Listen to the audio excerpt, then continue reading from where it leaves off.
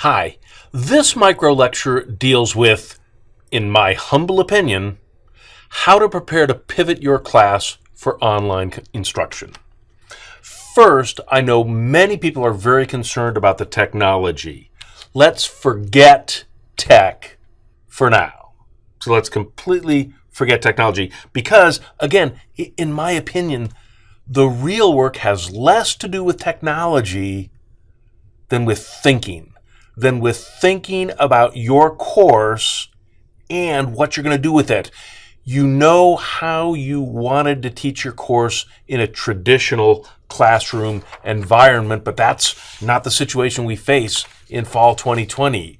So the real question is, what do you do to prepare for this non-traditional situation?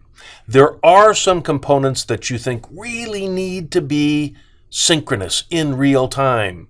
Now, possibly some of that will be in a traditional classroom, but very likely some of that will be via synchronous video conferencing. But that still is synchronous, that still is video time.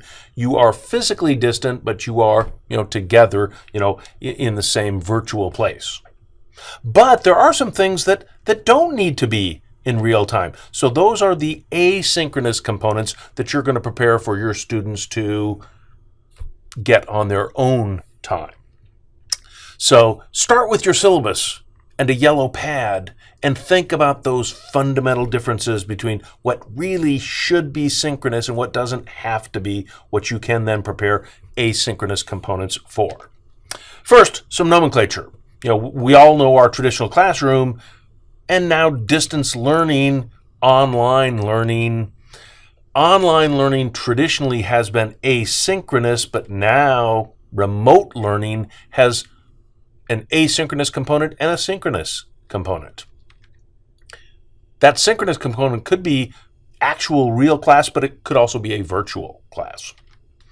Now, the term flipped classroom historically deals with asynchronous video instruction plus synchronous class meetings for discussion and questions. And again, that synchronous class meeting could be actual or it could be virtual.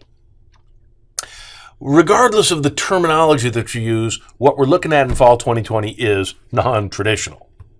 Now, a couple of tools that you've got: your learning management system.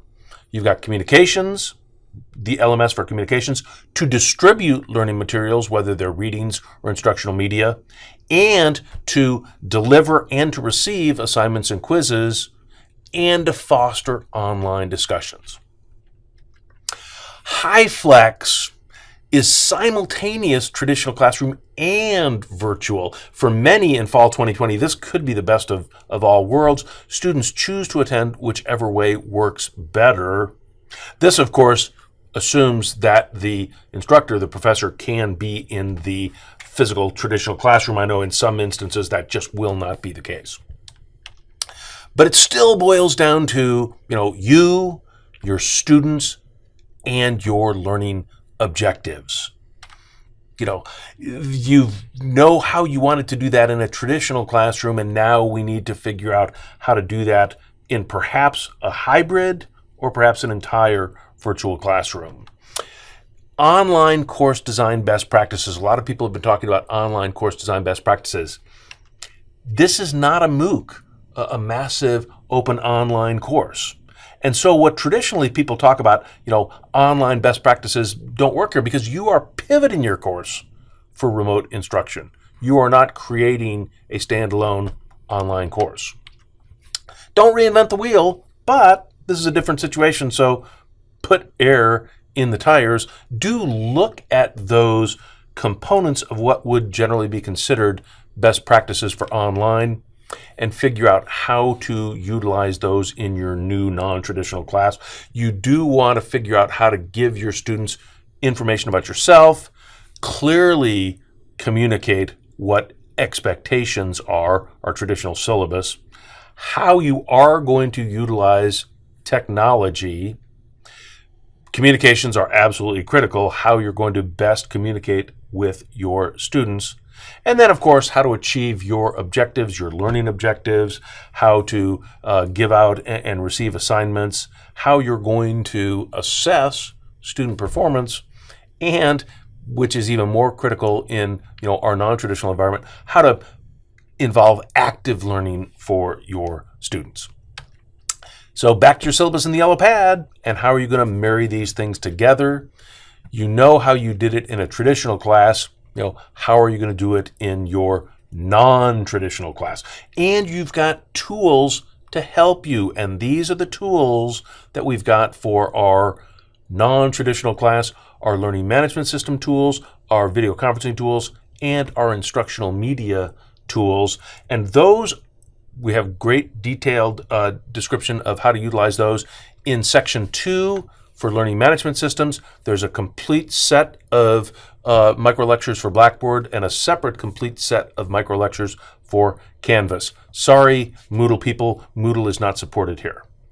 In section 3, video conferencing, we've got a complete set of micro lectures for WebEx, a complete set of micro lectures for Zoom.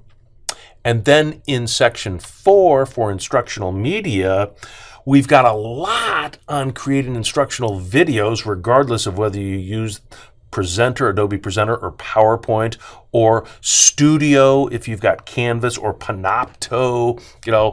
You can even create instructional media with WebEx or Zoom. And I would encourage you to take a look at instructional audio. It's kind of an afterthought for a lot of people, but it can be a very, very powerful tool. In my humble opinion, that's how to prepare to pivot for online instruction.